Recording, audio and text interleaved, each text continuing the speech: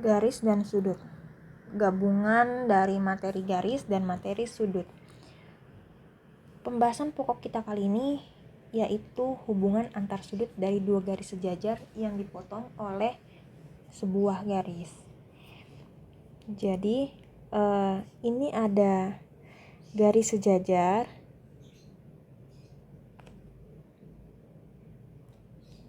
Kita kan tahu bahwa sempat disinggung pada materi sebelumnya kalau salah satu ciri dari garis sejajar yaitu memiliki panah, ya enggak, simbol panah. Entah panahnya itu digambarkan di tengah ataupun di akhir garis, di ujung garis, kayak gini. Nah, di sini juga terdapat tulisan A, maksudnya adalah ini daerah A dan yang lainnya yang di bawah yaitu daerah B. Ini hanya pemisalan saja. Jadi AB di sini bisa berubah. Entah itu dengan C, D atau apapun. Untuk lebih jelasnya kita simak slide berikutnya.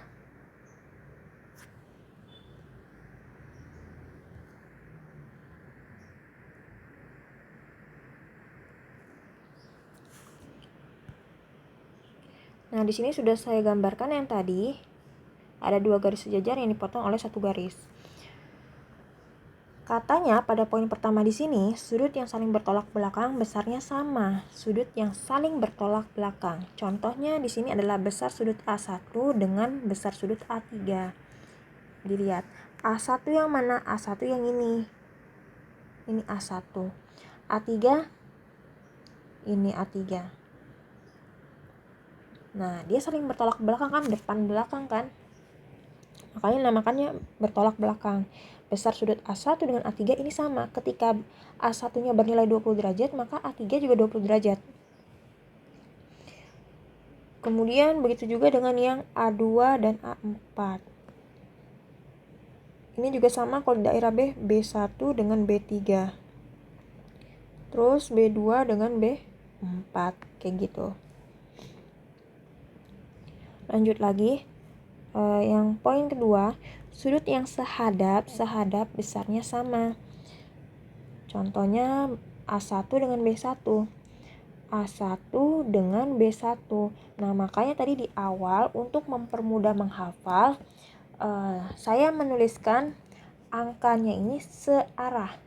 Jadi dimulai dari sini, terus ke sini, muter lagi.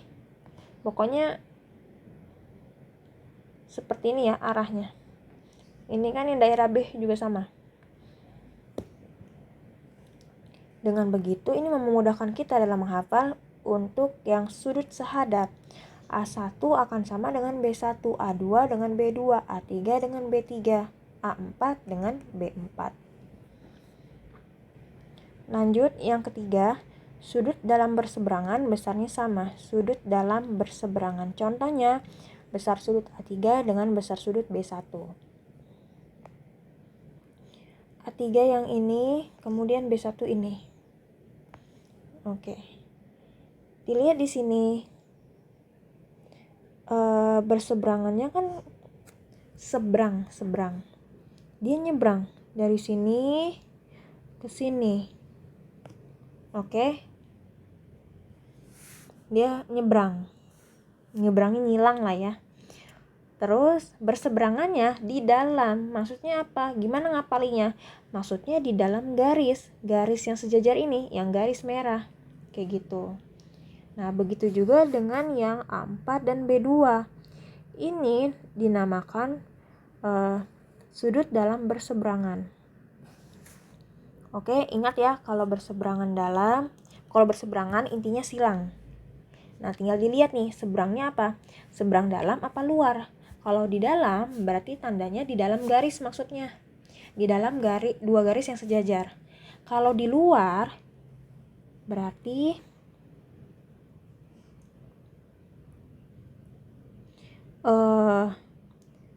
B4 dengan A2.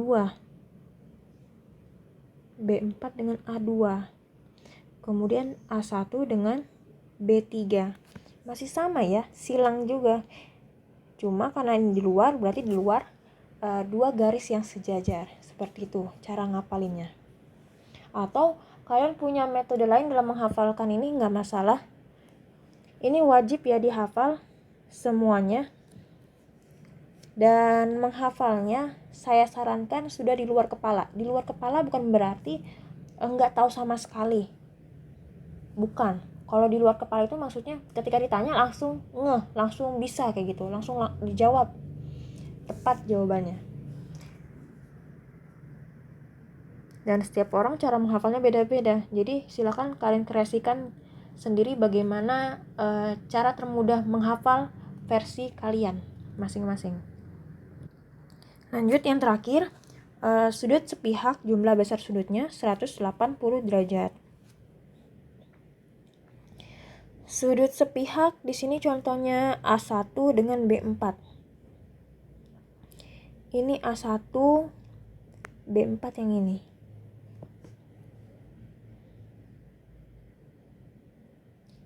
Cara ingatnya kayak gini aja.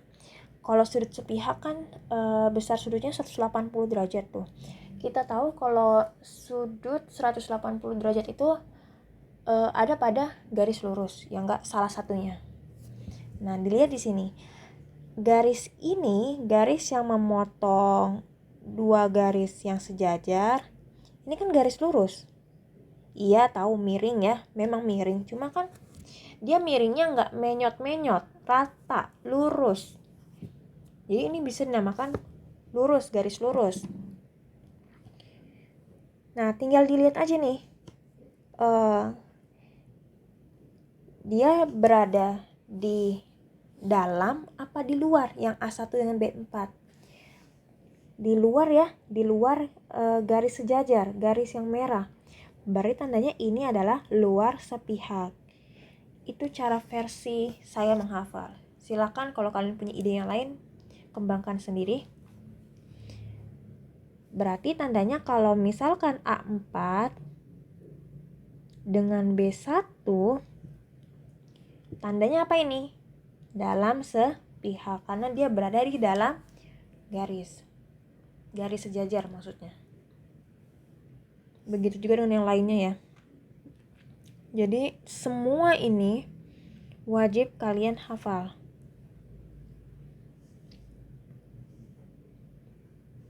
Nggak mesti harus benar-benar ngapalin banget, ambil aja idenya, cara ngapalinya, metodenya.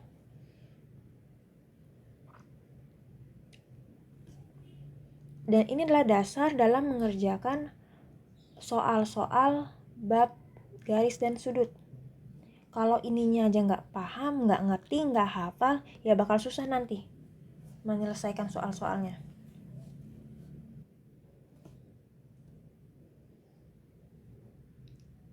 Kita lanjut ke contoh soal. Tentukan nilai X.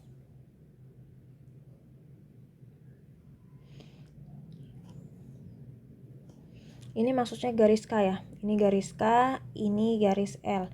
Saya tidak berkata bahwa ini adalah sinar garis, atau ini ruas garis, atau garis. Intinya saya bilang ini adalah garis. Walaupun secara spesifik bukan garis, oke?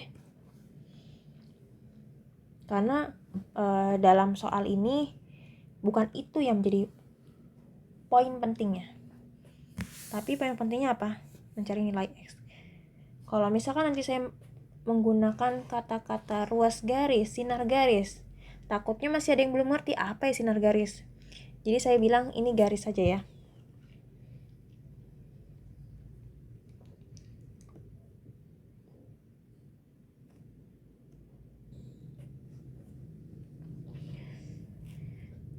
Oke, yang ditanya adalah nilai X.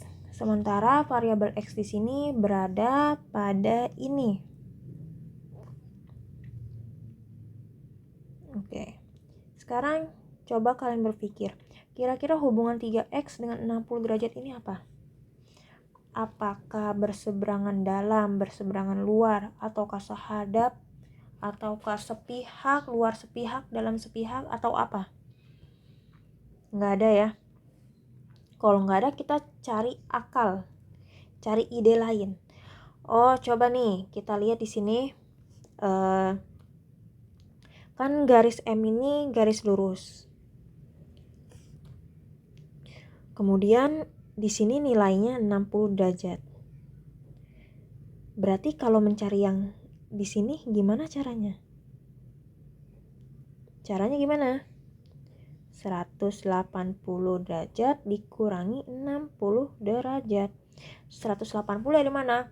180 dari garis M tadi. Kan garis M itu kayak gini. Jadi kalau misalkan saya buat, ini adalah garis M, kemudian ini adalah garis L, di sini 60 derajat. Maka untuk mencari yang sudut di sini gimana? 180 dikurang 60 kan ya? Nah, begitu juga dengan yang ini. Sama saja. Boleh kalian puter-puter gambarnya, boleh, terserah. Kalau mau lebih enak. Kalau nggak diputer-puter juga nggak masalah. Gimana cara kalian ngeliatnya aja, ngeliat permasalahannya. Ingat, kalau ngerjain soal matematika, kan itu identik dengan susah. Coba tanamkan dalam benak kalian, dalam pikiran kalian, mindset bahwa segala sesuatu yang belum dikerjakan, yang belum dicoba, itu tidak ada yang susah. Kalaupun susah, ya berusaha lagi. Sampai pada akhirnya nanti kalian benar-benar nggak bisa sama sekali. Sama sekali nggak bisa. Nggak ada sedikit pun ilmu yang kalian dapetin. Ya sudah di situ. Cari, coba. Kemampuan apa yang bisa kalian geluti.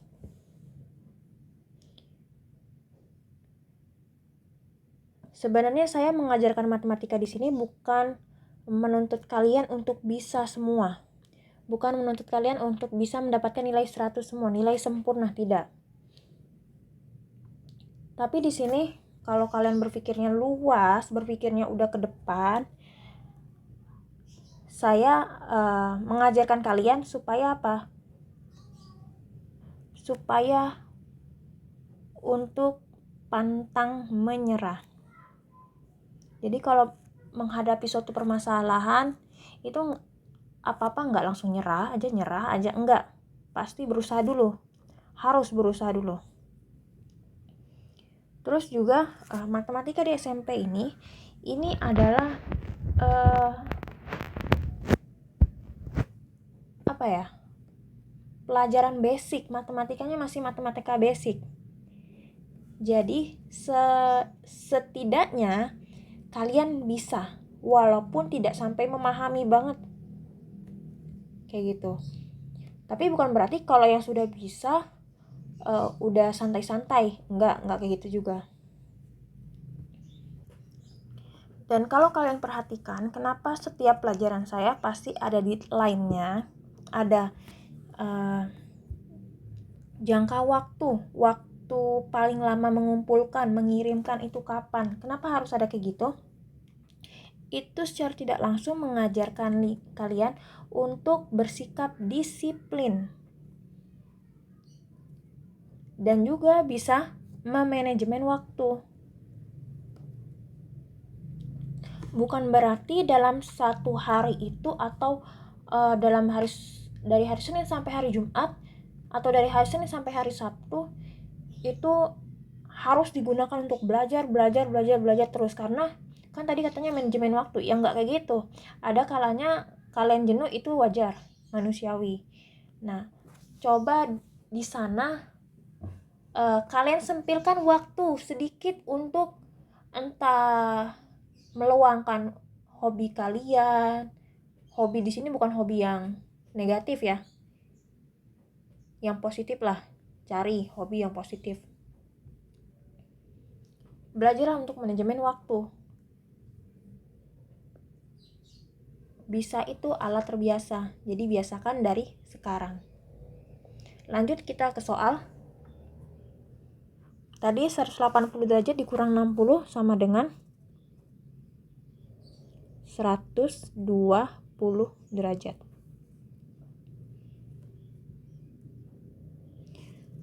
Berarti di sini saya tulis 120 derajat. Nah, sekarang 120 derajat di sini ada hubungannya nggak dengan 3x? Ada kan? Apa hubungannya? Sudut luar berseberangan. Nah, kalau sudut luar berseberangan sama kan nilainya? Berarti di sini kita buat persamaan 3x sama dengan 120 derajat. Ini adalah sudut luar berseberangan. Berarti mencari x-nya yaitu 120 derajat dibagi 3. Berarti x-nya adalah 40 derajat.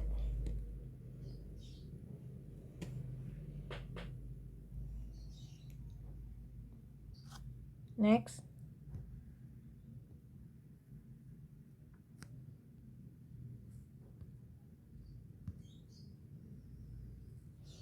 Nomor 2, tentukan nilai x. Masih x juga. Cuma x di sini adanya pada 2x tambah 10. Selebihnya tidak ada variabel x.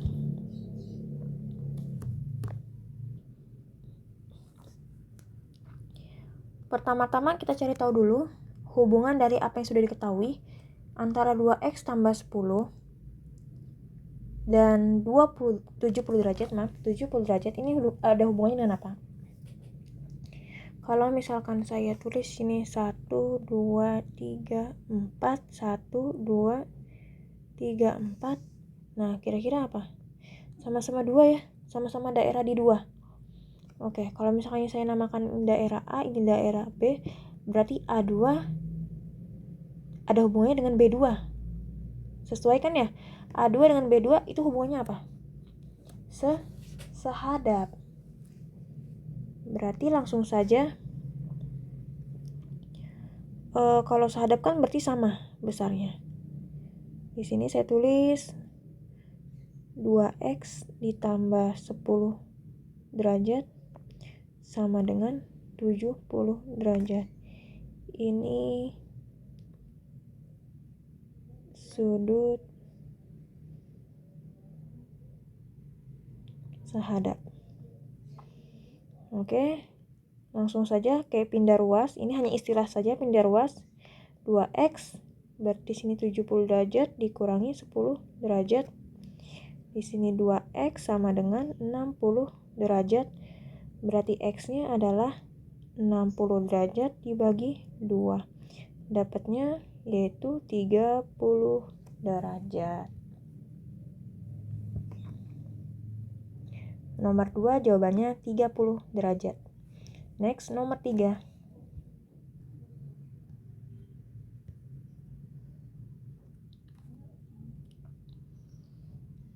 Tentukan nilai x. Masih x. Variabel x ada pada 3x tambah 15 derajat. Kalau kalian bingung dengan bentuknya seperti ini, boleh kalian putar. Kalau misalkan saya putar, jadinya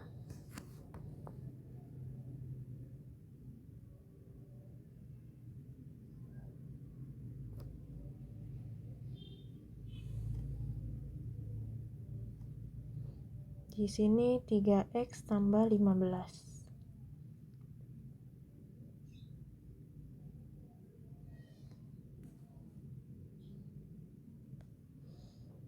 Di sini 75 derajat, ini 15 derajat.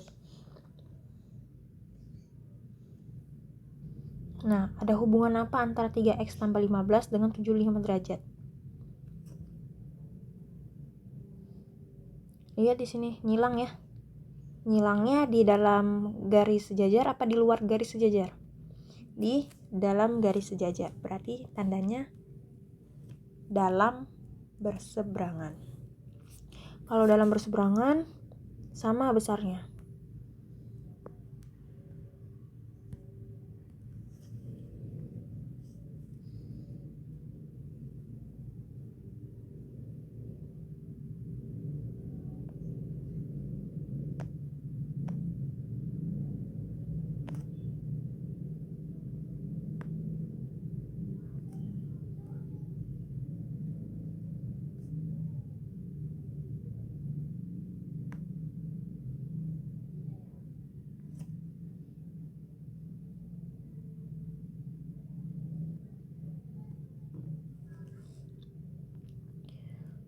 Ini di sini 3x sama dengan 75 derajat dikurangi 15 derajat.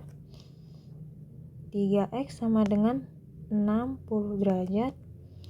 Maka x-nya adalah 60 derajat dibagi 3. X sama dengan 20 derajat. Nomor 3 jawabannya 20 derajat. Jangan lupa alasan yang seperti ini ditulis ketika kalian menyelesaikan suatu soal garis dan sudut. Terus sebenarnya nggak mesti juga di sini kan saya menggunakan sudut dalam berseberangan, nggak mesti juga harus pakai yang ini, bisa juga pakai sudut sehadap, boleh. Jadi kreasikan saja gimana caranya, dan ujung-ujungnya kalau memang benar hasilnya bakal sama, bakal 20 derajat juga. Jadi sedikit bocoran, ini pakai sudut sehadap pun juga bisa sebenarnya, nggak mesti harus dalam berseberangan.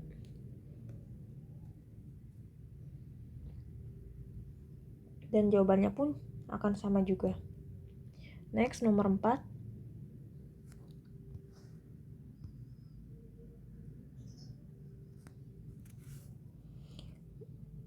Masih sama, tentukan nilai X. Nilai X ada pada 2X tambah 10 derajat.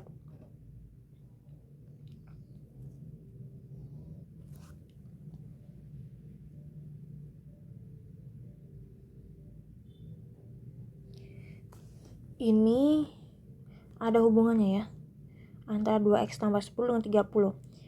Adalah sudut dalam sepihak. Jadi itu enaknya kalau kalian sudah hafal, bisa langsung nebak. Nggak harus ngeliat buku-buku dulu. Kalau ngeliat buku pun harus disamakan dulu gambarnya. Ribet.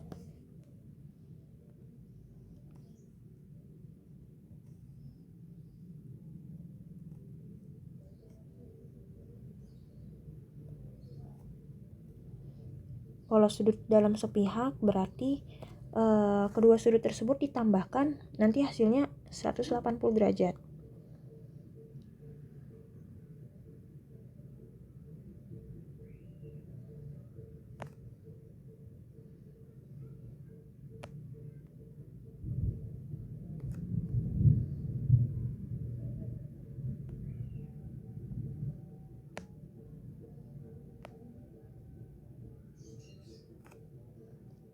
Kerjakan yang lurus kiri. Ini jadinya 2x ditambah 40 derajat. Atau boleh juga langsung pindah ruas, nggak masalah.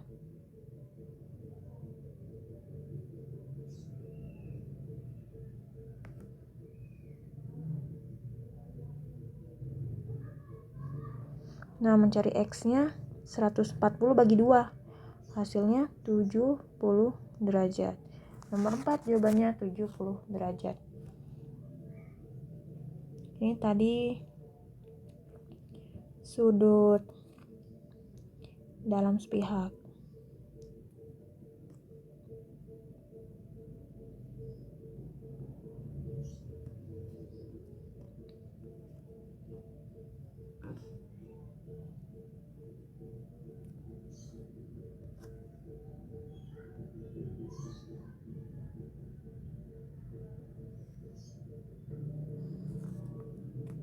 Perhatikan posisi setiap pasangan sudut pada gambar di bawah, tentukan nilai X. Nilai X ada pada 2X. Di sini ada ciri-cirinya. Ini kan ABC, kalau kalian fokus ke ABC, ini segitiga ya. Segitiga. Sementara segitiga itu banyak macamnya. Ada segitiga siku-siku, terus sembarang, sama kaki, sama sisi. Nah, yang ini ada ciri-cirinya. Ini nih, ada tanda seperti ini.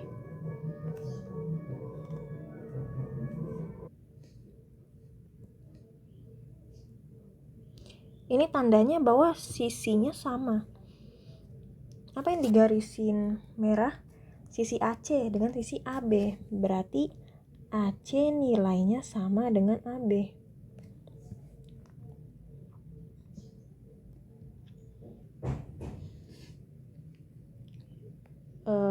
Sementara untuk dari yang sudah diketahui, yang bisa kita cari yang mana? Yang ini ya. Ini bisa kita cari. Dari caranya apa? Ini kan garis lurus. Kemudian di sini 124. Berarti untuk mencari yang ini 180 dikurangi 124.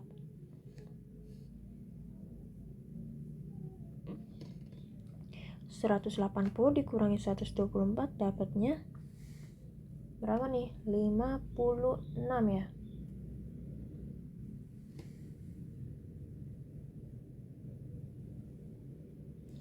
(180 dikurangi 124) ya 56 derajat. Kalau di sini 56 derajat, berarti di sini juga 56 derajat karena ini kan sama katanya. Nah, kalau kayak gitu coba kita fokus ke segitiga ABC. Mau segitiga apapun itu, dia total jumlah sudut dalamnya adalah 180. Berarti sudut A ditambah sudut B ditambah sudut C ialah 180 derajat. Sudut A nya nggak tahu berapa, sudut B nya 56, sudut C nya juga 56. 56 tambah 56 berapa nih? 112 ya. Berarti sudut A nya 180 derajat dikurangi 112 derajat sama dengan 68.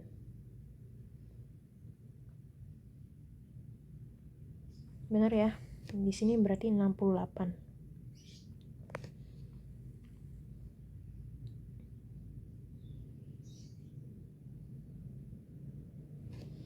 Kalau misalkan kita perpanjang, nggak masalah kita perpanjang.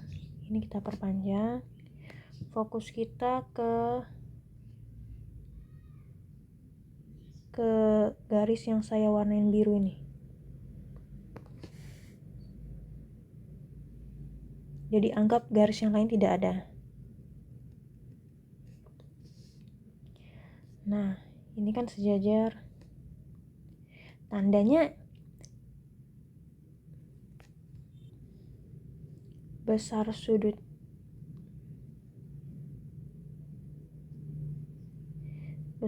yang ini akan sama dengan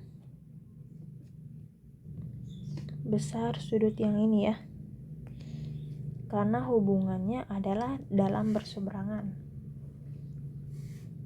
Nah, besar sudut yang ini kan ada dua nih, ada 68 dan ada 2x. Jadi dari sini ke sini ini adalah 2x ditambah 68 atau 68 tambah 2x. Kita buat, berarti nanti ini ya 68 ditambah 2x ini derajat sama dengan 124 derajat. Ini persamaan yang kita pakai.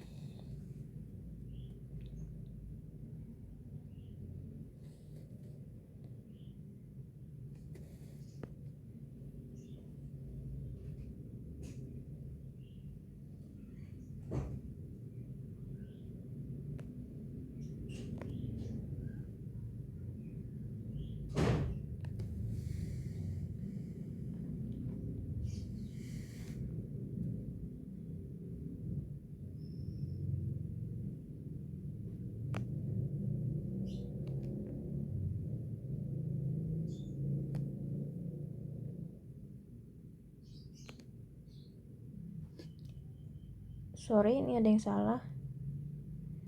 Pengurangan. Kalau pengurangan berarti 56 hasilnya.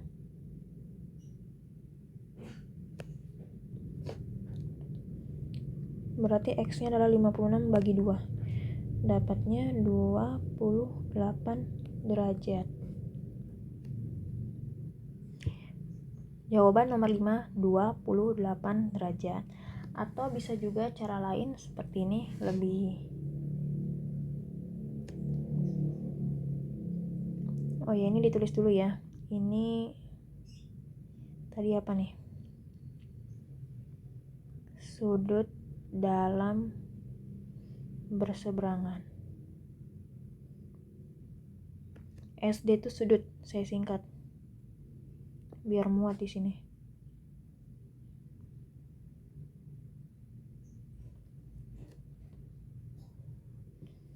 Tadi kan kita tahu bahwa ini 56 derajat. Terus kalau yang menjadi fokus kita adalah yang ini,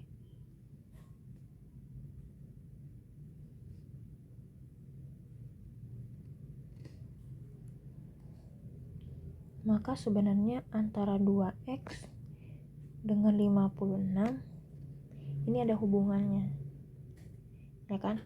Berseberangan juga kan? Yang tadi juga berseberangan, sama-sama dalam berseberangan, cuma ini beda ngambil garisnya.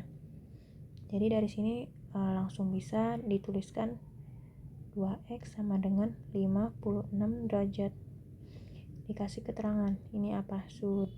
Sudut dalam berseberangan lah. Nah, berarti x-nya 56 derajat dibagi 2. Berarti x-nya adalah 28 derajat. Gitu. Ini lebih singkat, nggak masalah gini. Lanjut nomor 6, nomor terakhir.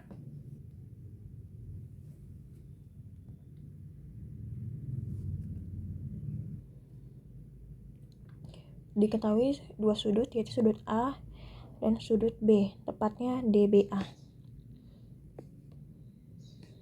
Ini kan DBA, jadi DBA atau ABD nggak masalah, antara DBA dengan ABD nyebutnya. Tentukan besar sudut ABC, ACB, ACG, FCG. Oke, kita cari tahu dulu yang ini, yang bisa kita cari tahu, kita tuliskan. Di sini 120 derajat. Kalau di sini 120 derajat, berarti yang ininya berapa derajat? 120 juga ya. Apa alasannya? Karena bertolak belakang. Kemudian kalau di sini 120, berarti di sini berapa? Caranya gimana? Ini kan DBG atau DBC ini kan lurus. Berarti 180 derajat. Berarti untuk mencari sudut yang ini 180 derajat dikurangi 120.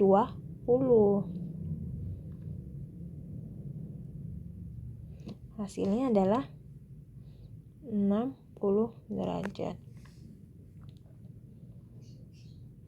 Kemudian kita cek lagi, fokus kalian coba ke segitiganya, segitiga ABC. Di sininya 55, di sininya 60. Ingat, sudut dalam segitiga ketika ditotalin itu sama dengan 180. Berarti 55 ditambah 60 ditambah sudut C, nanti hasilnya bakal 180. Berarti nanti C-nya berapa nih? Langsung aja ya. Berapa? Coba. 65. Di sini dapatlah 65 derajat. Oke, kalau di sini 65, berarti di sininya juga 65 karena bertolak belakang.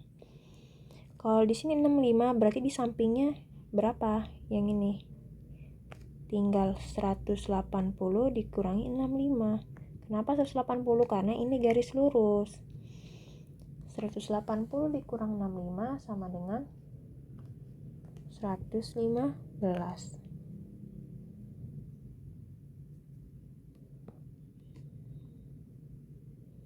Ketika di sini 115, berarti di sini juga 115.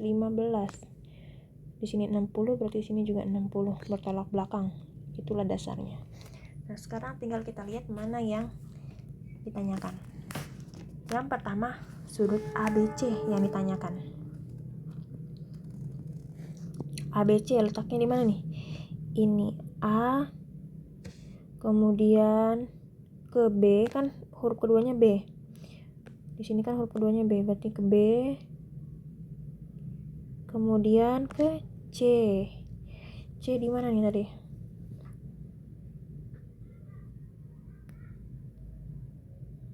Ini ya C ya, ketutup dengan 115. Nah, berarti inilah berapa? 60 udah 60 derajat. Ini 60 derajat berarti. Lanjut lagi yang kedua, huruf pertamanya A. Dimulai dari sini berarti. Terus huruf keduanya C. C berarti ke sini. Terus huruf ketiganya B. B ke kiri. Berarti yang ini. Tengah-tengahnya aja ambil. Berarti ini sudut ACB yaitu 65 derajat. Lanjut lagi yang ketiga, ACG. Bermula dari A, terus ke C, turun ke bawah, terus ke G. G-nya ke kanan. Tengah-tengahnya 115. FCG. F di sini. C di mana nih C? Oh, C ke atas, dari sini ke atas, terus ke G. G-nya di kanan. Tengah-tengahnya 65. Dapatlah jawabannya 60, 65, 115 dan 65 derajat.